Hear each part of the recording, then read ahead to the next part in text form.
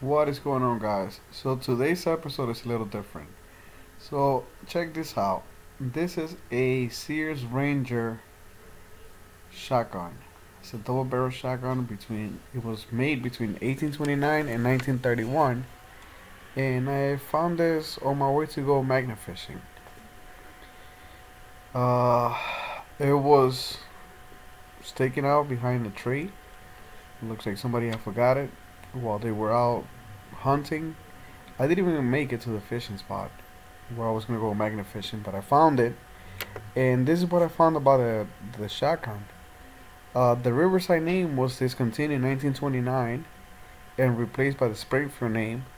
The range of double guns made in the period between 1929 to 1931 were a variation of the Springfield Model 315, with no change from the Riverside Model 315 to the gun itself, except for the black letters on the right side of the frame. Keep an eye out. I'm gonna be working on this thing, but not right now because I'm moving, and I'll be posting updates on it. I hope you guys enjoy. Like I said before, don't forget to like, share, and subscribe, and hopefully, our channel will continue to grow, and I'll be able to make more videos.